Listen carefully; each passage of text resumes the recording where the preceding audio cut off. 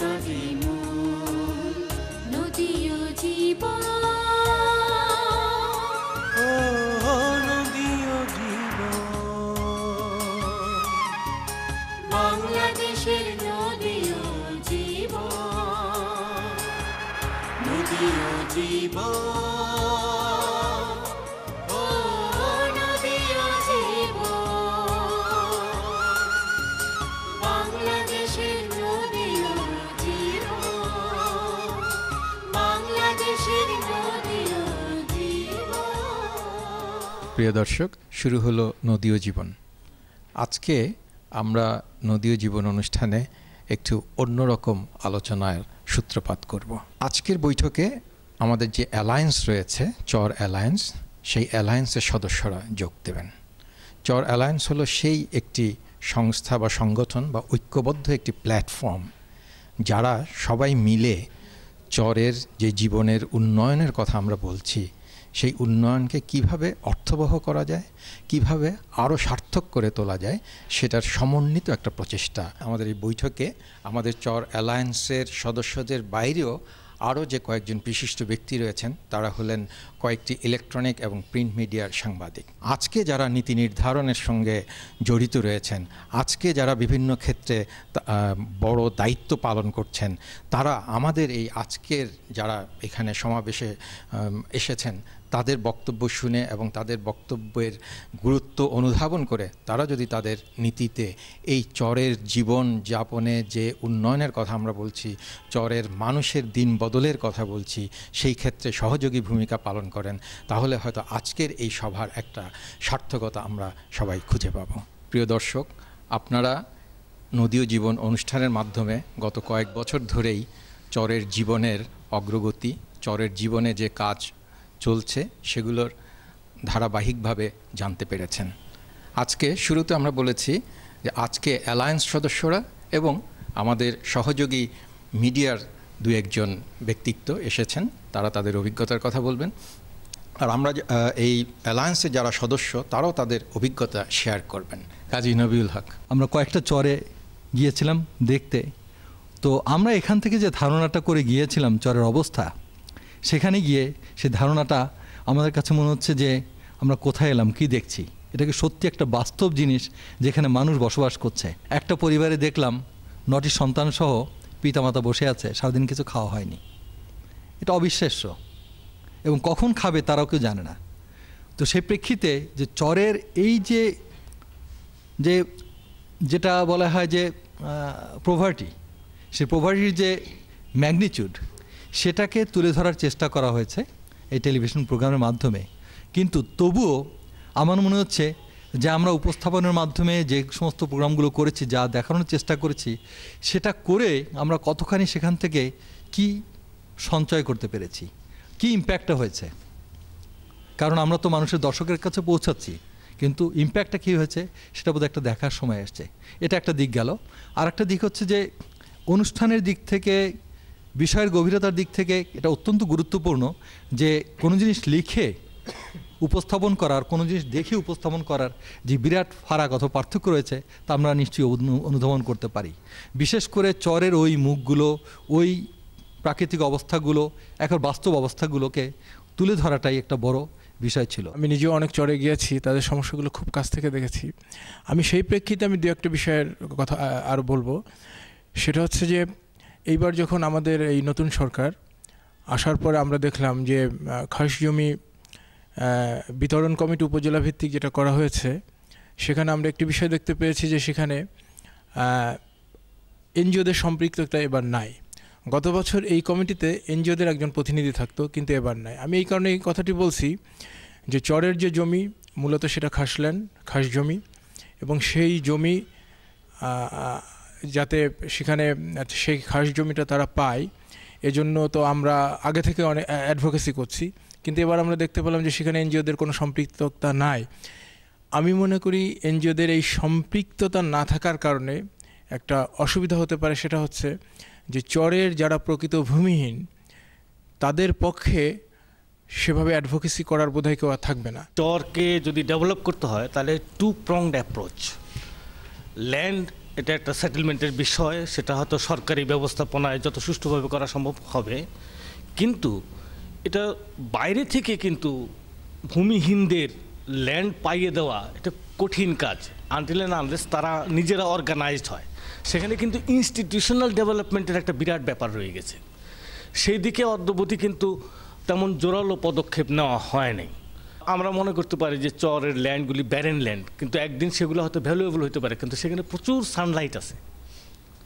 এই সানলাইট থেকে যদি সোলার পাওয়ার হার্নেস করা হয়, সেটা কিন্তু মেইনল্যান্ডে বিক্রি করা যাইতে পারে, উল্টোটা হবে। এখানে ক্যাপিটাল আজকের যে টেকনোলজি ডেভেলপমেন্টের যে ফেজে আছে আমরা সোলার পাওয়ার হার্নেস করার, হয়তো সেটা আরও ডেভেলপ করবে। অনেকগুলো চর কিন্তু এখনও সেখানে যাওয়াই হয় না বলতে গেলে, কাজে সেই চরগুলোর লোকেরা এখনও বঞ্চিত। যে এলাকায় চর অ্যালায়েন্স এবং সিএলপি কাজ করছে সেই এলাকায় কিছু কিছু কাজ হয়েছে, যেমন সেখানে হয়তো কিছুটা তাদেরকে একটু সজাগও করা হয়েছে, তাদের কিছু সহায়তা দেওয়া হয়েছে বিভিন্নভাবে, কিন্তু তারপরেও সেখানে ব্যাপক চাহিদা রয়ে গেছে। বিশেষ করে ইনফ্রাস্ট্রাকচার এখনও কোনো সুযোগ সেখানে সৃষ্টি করা হয়নি। রাস্তা এবং বিদ্যুৎ যেখানে পৌঁছানো যায় সেখানে জনগণের অবস্থা আপনা আপনি কিছু পরিবর্তন আসবে। আমরা যদি সেখানে শিক্ষার সুযোগটা সম্প্রসারিত করতে পারি, স্বাস্থ্যসেবাটা যদি আরও একটু ভালো করে পৌঁছাতে পারি, তাহলে সেই এলাকাগুলোতে জনগণের জীবনযাত্রার মানে একটা পরিবর্তন আসবেই। কিন্তু মুশকিল হয়েছে এই সুযোগগুলো পৌঁছানো এখনও আমাদের সেই আশানুরূপ আমরা করতে পারিনি, বা অদূর ভবিষ্যতেও যে সেটা আশানুরূপ করা যাবে সেটা মনে হচ্ছে না। কিন্তু এর জন্য একটা প্রচেষ্টা থাকতে হবে সবসময়। আমার মনে হয় যে একটা টাইম বাউন্ড কিছু একটা পদক্ষেপের চিন্তা করতে হবে, যে আমরা এই 6 মাস এই কাজটি করব, এরপরে 1 বছর এই কাজটি করব, এরপরে পরবর্তী বছরে আমরা আরও 6 মাস এই কাজটি করব। এভাবে যদি করে অগ্রসর হওয়া যায়, তাহলে মনে হয় যে কয়েক বছর পরে কিছু কিছু সুযোগ সুবিধা আমরা চরের লোকজনের কাছে পৌঁছাইতে পারবো।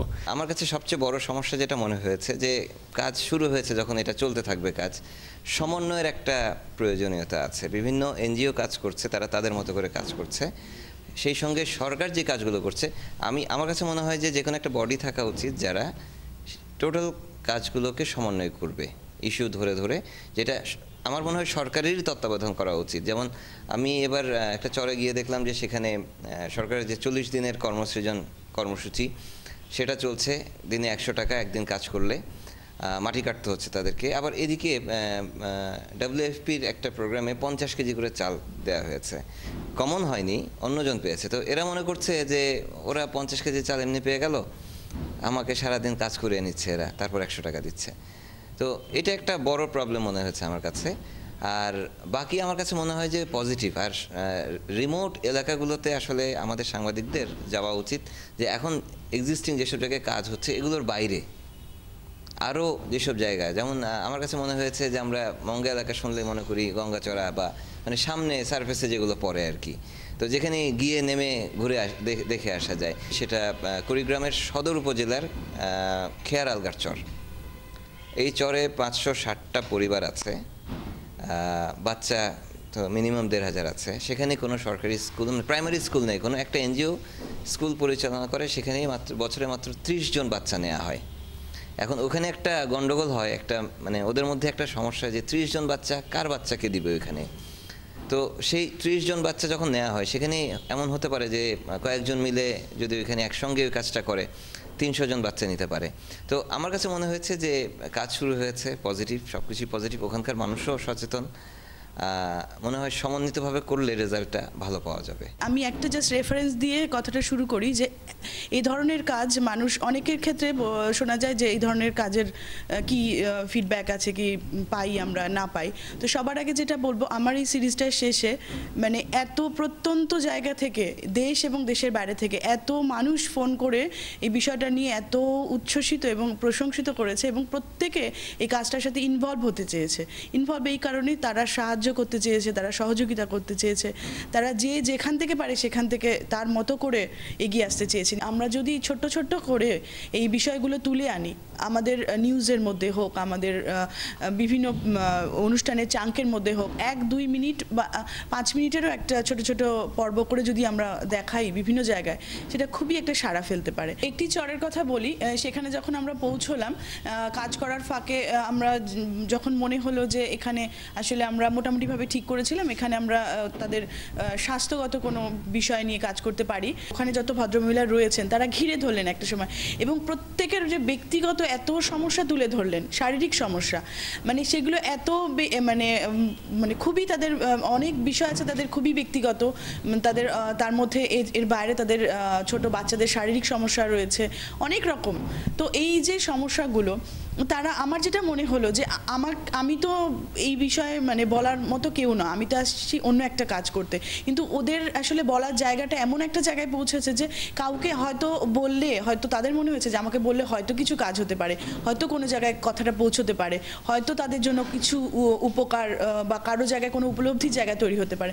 তো এই জায়গাটা আমার কাছে আমার খুবই মানে নিজের কাছে খুব অসহায় মনে হচ্ছিল যে আমি তো আমার যতটুকু সাধারণ জ্ঞান আছে আমি তাদের একটু একটু করে বলছিলাম, কিন্তু আমার খুব মনে হচ্ছিল যে এখানে যদি একজন খুবই বিশেষজ্ঞ একটা মানুষ, একজন ডাক্তার আসতেন এখানে, সে হয়তো তাদের সঠিক পরামর্শ এবং সঠিক দিক নির্দেশনা দিতে পারতেন। আরেকটা বিষয় হচ্ছে যে ওইখানের মানুষের যে এই যে আমি যখন স্কুলের ছেলেমেয়েদের সঙ্গে কথা বলেছি, তাদের ভীষণ ইচ্ছা যে আরও বড় স্কুলে, বড় মানে প্রাথমিক স্তর পেরিয়ে আর একটু বেশি পড়াশোনা করার। তো সেই জায়গাগুলো আমার মনে হয় মনোযোগ দেওয়া। এখন আমরা একটা ছোট্ট বিরতি নেব, বিরতির পর আবার ফিরে আসব নদী ও জীবন অনুষ্ঠানে। বাংলাদেশের নদী ও জীবন,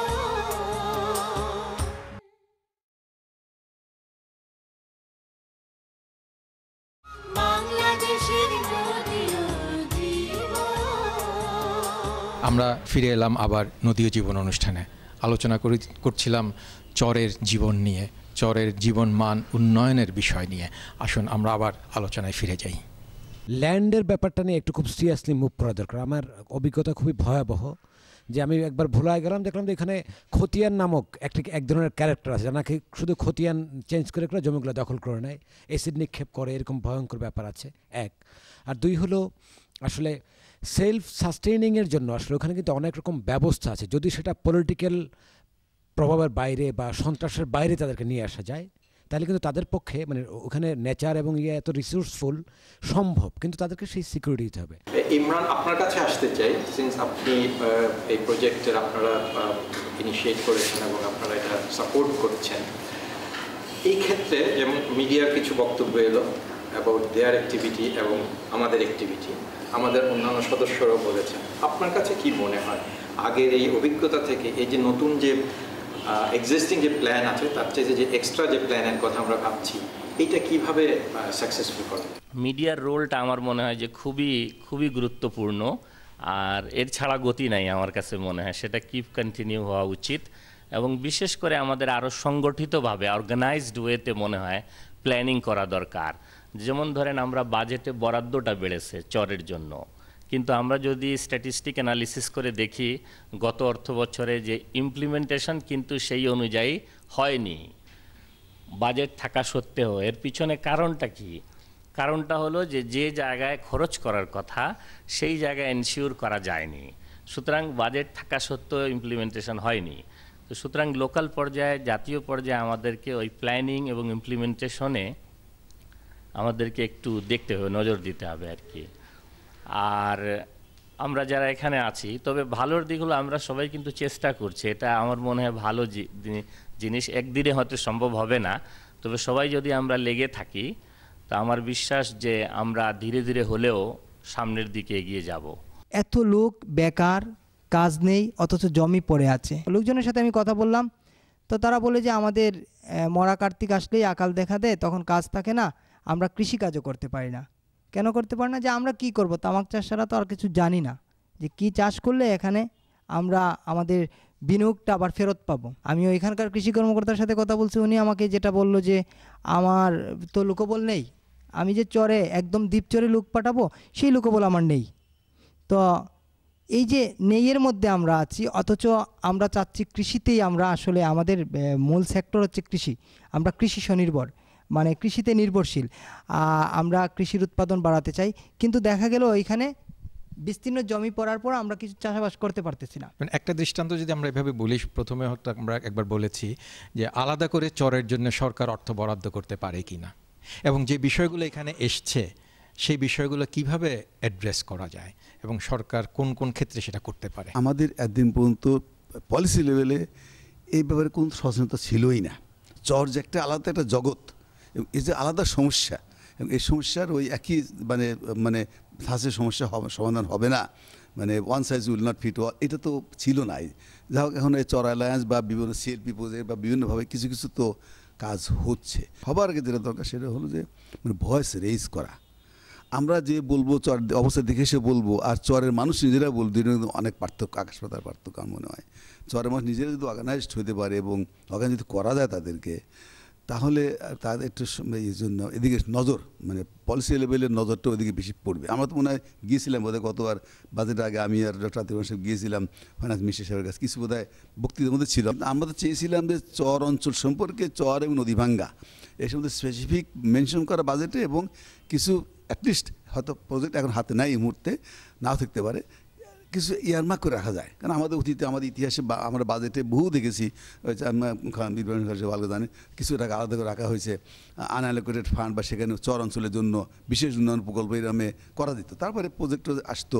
সে ধরনের আমরা সেটি চেয়েছিলাম, কিন্তু সে আশা করছি সেটা বোধহয় হয় নাই। এগুলোর জন্য দরকার হলো যে একটা মানে এইসব সমস্যাগুলো চিহ্নিত করে তুলে ধরা, একটা ফোরাম দরকার। লোকাল গভর্নমেন্টের যেটা সমস্যা হয় সেটা হলো যে ওই এগেইন ওই চর অঞ্চল একটি ইউনিয়ন পরিষদ বা উপজেলার আওতার মধ্যে যদি চর অঞ্চল থেকে থাকে, এগেইন সেটা নেগলেক্টেড হয়।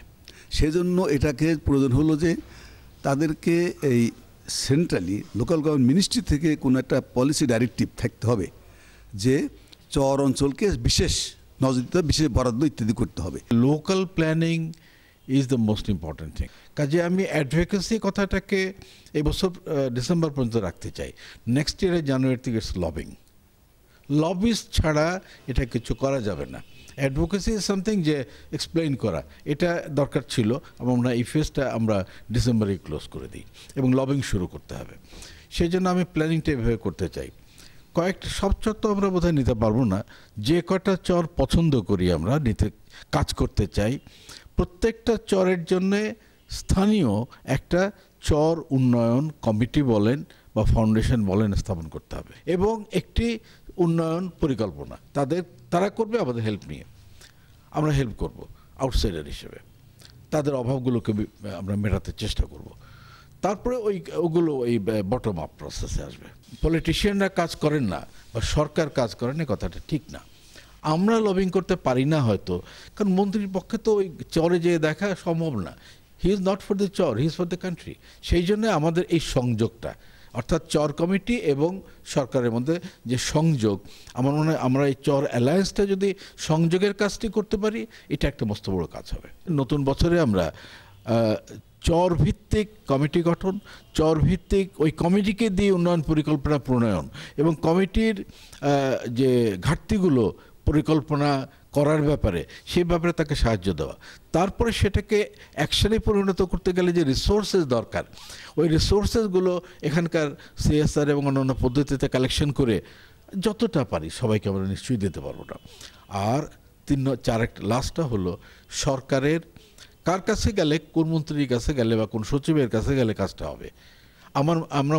আমি তো দেখেছি তারা মানুষ, কিন্তু তাদেরকে প্রপারলি তাদেরকে যে গালি দেন কাজ পাবেন না। তাকে যদি 1 ঘন্টা বক্তৃতা করেন যার কোনো he doesn't catch what is telling, কাজ হবে না। সেই জন্য একবারে কংক্রিটভাবে কথা বলতে হবে, অ্যাকশন ওরিয়েন্টেড কথা বলতে হবে।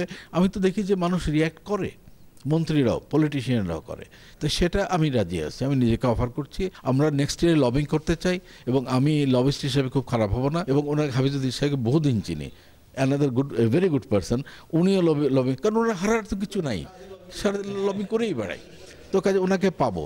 এবং আমরা একটা লবিস্ট গ্রুপ এখানে, মানে সেন্ট্রালি একটা লবিস্ট গ্রুপ তৈরি করতে চাই। আর হলো ক্যাটালিস্ট গ্রুপ করি, যে ক্যাটালিস্ট লবিস্টের কাজ হবে লবি করে আপনার কাজটা করে দেওয়া, ক্যাটালিস্ট গ্রুপের কাজ হবে ওই গ্রামের কমিটিটা করে দেওয়া এবং ওদেরকে দিয়ে টু গেট দ্য ডান, মানে কি বলে উন্নয়ন প্রকল্প ডান, এবং তারপরে একটা ওভারসিং কমিটি থাকবে বা যারা নাকি ইমপ্লিমেন্টেশন হচ্ছে কিনা, না হলে কোথায় ঠেকে গেছে।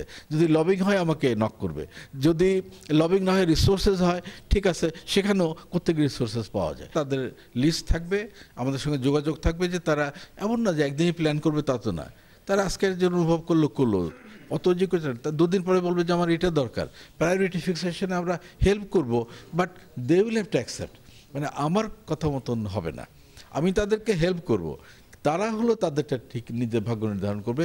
আর যেখানে তাদের পারছে না, টাকা নাই এখন, সেটা বেচারারা কী করবে, এইখানে টাকা লাও, টাকা জোগাড় করে দেবো, দিয়ে ওদেরকেই দেবো বা তোমরা ওভারসি করবো। আমি চাচ্ছি যে তাদেরকে দিয়েই তাদের ভাগ্য উন্নয়নটা করাবো, আমরা ক্যাটালিস্ট। আপনাদের অনেক অনেক ধন্যবাদ আজকের এই সভায় অংশগ্রহণ করার জন্য এবং আপনাদের বক্তব্য বলার জন্য। প্রিয় দর্শক, আমরা এখন একটা বিরতি নেব, বিরতির পর আবার ফিরে আসবো নদীয় জীবন অনুষ্ঠানে। বাংলাদেশের নদীয় জীবন,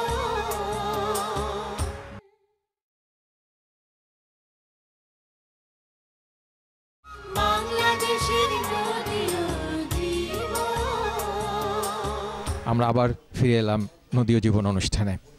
আজকে চর অ্যালায়েন্স সভায় সদস্যরা এবং অতিথিরা নানা ধরনের বক্তব্য বলেছেন। তারা চরের মানুষের উন্নয়নের কথা ভেবে যে বিষয়গুলো তুলে এনেছেন, তার মধ্যে একটি বিশেষ বক্তব্য হলো চরের মানুষদের নিজস্ব পরিকল্পনার মধ্য দিয়েই তাদের ভাগ্য উন্নয়নে অগ্রণী ভূমিকা নিতে হবে, এবং সে কারণে চর উন্নয়ন কমিটি বলে একটি কমিটি প্রতি চরে হতে পারে। এছাড়া পভার্টির যে দারিদ্র্যের যে অবস্থা, সেটা অনেকে বলেছেন চরের উপর চরের মানুষের যে অধিকার সেটাকে সুনিশ্চিত করতে হবে। অনেকে বলছেন এর জন্য ইনস্টিটিউশনাল ডেভেলপমেন্টের প্রয়োজন আছে। কেউ বলছেন আমাদের যে কেন্দ্রীয়ভাবে যে সমন্বয় করা দরকার সেটা আরও জোরদার করতে হবে। রিসোর্স মোবিলাইজ করার জন্যে নানা ধরনের পদক্ষেপ নিতে হবে। আর একটা সবচেয়ে বড় গুরুত্বপূর্ণ বিষয় তারা বলছেন যে চর এলাকার মহিলাদের এম্পাওয়ারমেন্ট করতে হবে। তাদের ক্ষমতা না বাড়ানো হলে সত্যিকার অর্থে চরের উন্নয়ন সম্ভব নয়। অনেকে বলেছেন চরে যে আমরা সূর্যের আলো পাই সেটাকে সংরক্ষণ করে সেটা সোলার এনার্জি হিসাবে ব্যবহার করা যেতে পারে। আবার অনেকে বলছেন যে তাদেরকে কোনো চরে শুরুতে আমরা তাদেরকে বিদ্যুতের আলো দিতে পারি সোলার থেকে পাওয়ার নিয়ে। এক্ষেত্রে প্রাইভেট সেক্টরের যে ভূমিকা রয়েছে সেটাও অনেকে গুরুত্ব দিয়ে উল্লেখ করেছেন। তারা মনে করছেন প্রাইভেট সেক্টরের একটা ভূমিকা এখানে সক্রিয় হলে চরের উন্নয়ন আরও ত্বরান্বিত হবে, এবং সরকার এবং প্রাইভেট সেক্টর এবং এনজিও সেক্টর সবাইকে সমন্বিতভাবেই কাজ করতে হবে। এবং আমরাও জানি এই ধরনের যে অগ্রগতির কাজ, এই ধরনের যে উন্নয়নের কাজ, সেই জন্যে সবার অংশগ্রহণ একান্তভাবে প্রয়োজন। প্রিয় দর্শক, আমাদের এই অনুষ্ঠান দেখে আপনাদের যদি কিছু বলার থাকে, আপনাদের যদি কোনো মতামত থাকে, তাহলে আমাদের জানাতে পারেন। আপনার মতামত জানাবার ঠিকানা প্রযোজক নদীয় জীবন, Bangla vision, Noor tower, 110 Bir Uttam C R Dutta, ঢাকা 1205। ফোন 01711445500। আরেকটি ফোন নাম্বার 01711958801। Email nodiyojibon@banglavision.tv। প্রিয় দর্শক, আপনাদের সবাইকে ধন্যবাদ। আগামী অনুষ্ঠান দেখার আমন্ত্রণ জানিয়ে আজকে এখানে শেষ করছি। নদীর বুকে চর বালুতে বাঁধে ঘর, জানতে চাই তাদের ব্যথা, বলতে চাই তাদের কথা। বাতাস বহে স্বপ্ন দোলে, হাসে কাঁদে